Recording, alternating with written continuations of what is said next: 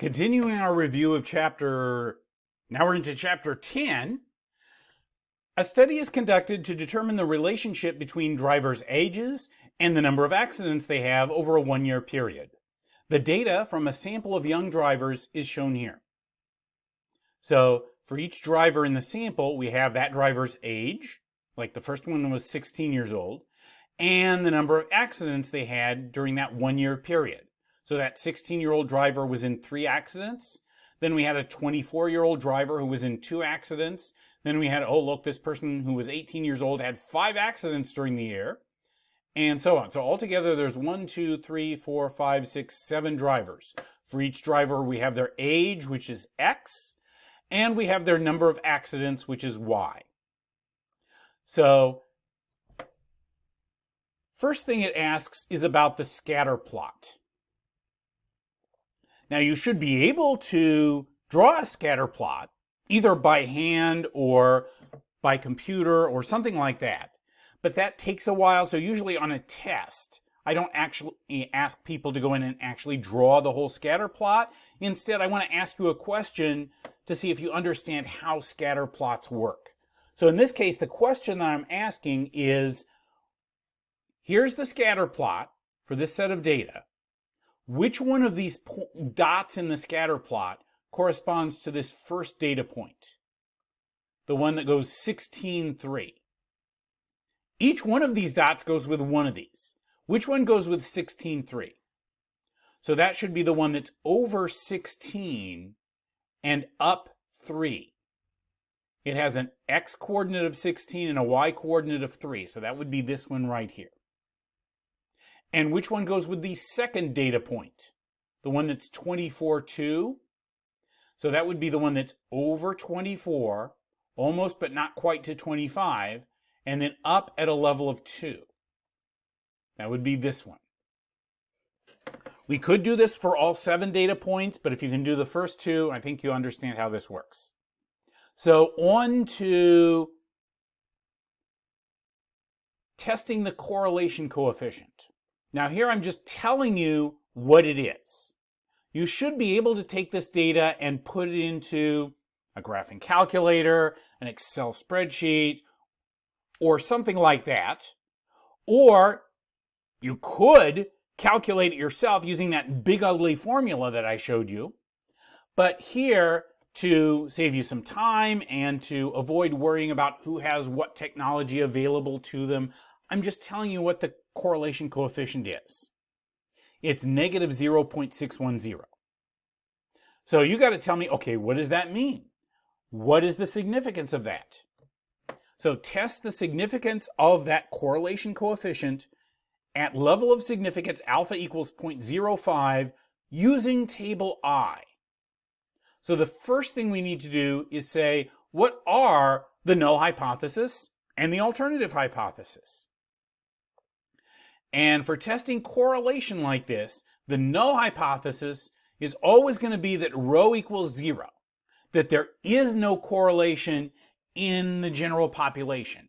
So in general, there's no correlation between age and number of accidents. And the alternative hypothesis is that rho is not equal to 0, that there is some correlation of some sort. So that's always going to be your null and alternative hypotheses when you're dealing with correlation like this. Next, what is the critical value from table I? So let's pull up table I, look in the column where alpha is 0.05, and we're going to be rejecting that null hypothesis if the absolute value of R is greater than the value given in the table. We need to know our degrees of freedom, which is n minus 2. What's n? Well, that's how many data points we have. Here that would be 7. So n minus 2 would be 5 degrees of freedom. So on the table where alpha is 0.05 and degrees of freedom is 5, we get that the critical value from the table is 0.754.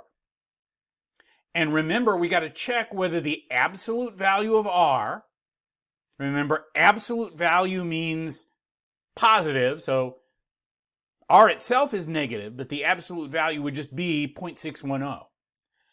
And we're going to be rejecting the null hypothesis if that 0.610 is greater than the number in the table. Is it? Well, no, it's not. The absolute value of R is 0.610, and that's not greater than 0.754. So we do not reject the null hypothesis. So what does that mean when we summarize our results? Well, not goes with not. We did not reject the null hypothesis, so there is not enough evidence to say that there is a linear relationship between driver's age and number of accidents. There might be a relationship, but just from this set of 7 data points, we don't have enough evidence to say that there is. And then part F of this question says, the regression line for this set of data is y prime equals 5.816 minus 0.17x. That's what you would get if you put this set of data into Excel or your graphing calculator or some statistical software that does linear regression, and you asked for the linear regression equation for that set of data. That's what it would be. Now it says what to do with that is, if there is a significant relationship, predict the number of accidents in a year for a driver of age 21. Well, remember, we did not find sufficient evidence for a relationship. So that's all there is to it. We shouldn't do that. If there isn't a relationship, then it doesn't make sense to use that relationship to make predictions. So if there had been sufficient evidence, then we could have plugged that 21 in for X and gotten our prediction for the most likely number of accidents that a 21-year-old driver would get in a year. But since we didn't find sufficient evidence for a relationship between age and number of accidents, if they're not related, then we can't do that kind of prediction. So that's all there is to it. Okay, one more, number 6. A study was conducted with vegetarians to see whether the number of grams of protein each ate each day was related to diastolic blood pressure. The data are given here. So here we have 1, 2, 3, 4, 5, 6, 7, 8, 9 data points.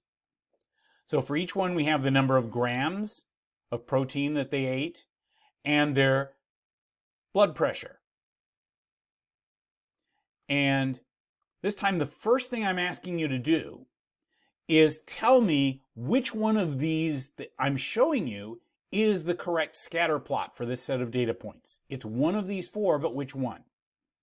Well, the one that is correct should have a dot on the scatter plot for each one of these 9 data points. So there should be a dot with an x coordinate of 4 and a y coordinate of 73. If we go over 4 and up 73, I don't see a dot there, so it's not this one. I do see a dot in what looks like the right place on this one, so it could be this one. It could be this one. I see a dot there, 473, and not this one. So it's got to be either this or this. Now we could go through and check all of the others, but these look sort of similar. The difference is that this one has more dots than this one does. The one up here has 1, 2, 3, 4, 5, 6, 7, 8, 9, 10, 11, 12, 13, 14, 15 dots on it. This one has 9. So all the dots here, there's 9 dots, 1 for each of the 9 pairs of numbers. If there's more than 9, then that includes dots that don't relate to this.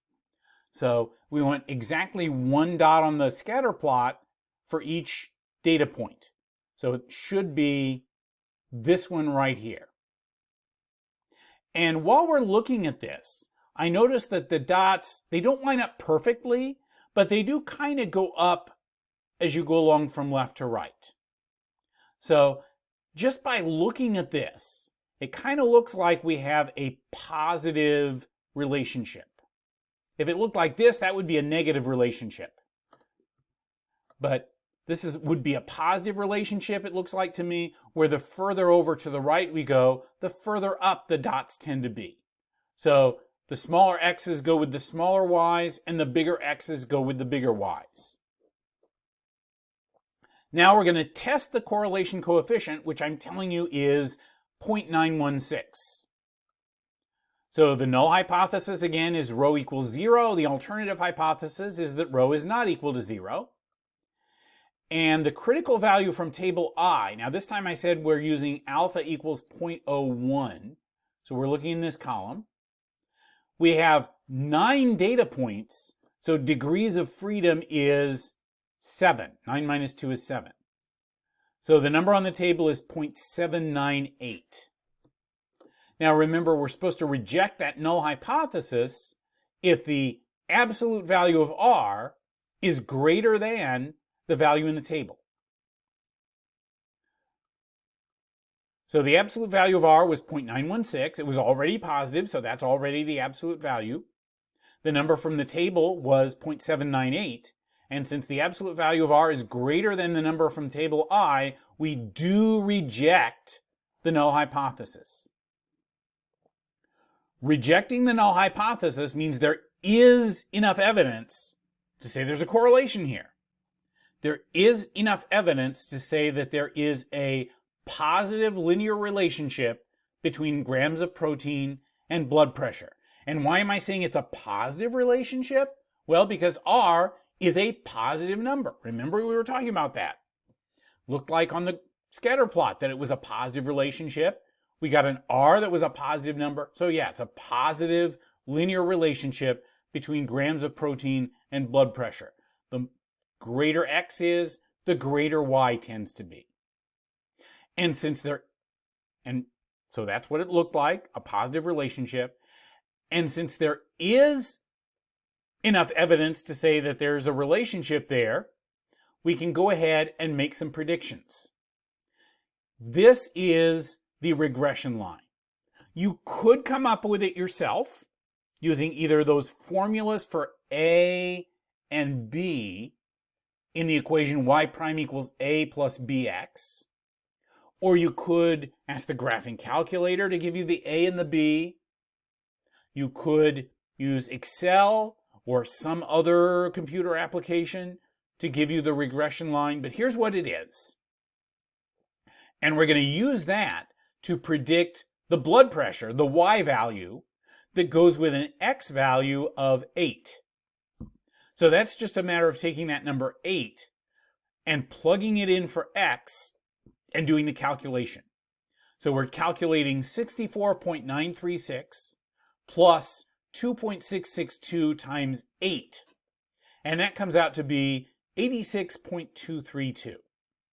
So that's kind of your best guess, based on the data we were looking at, of what the diastolic blood pressure would be for a vegetarian who consumes 8 grams of protein per day. That's where the data point would be to fit in with all the other data points we had.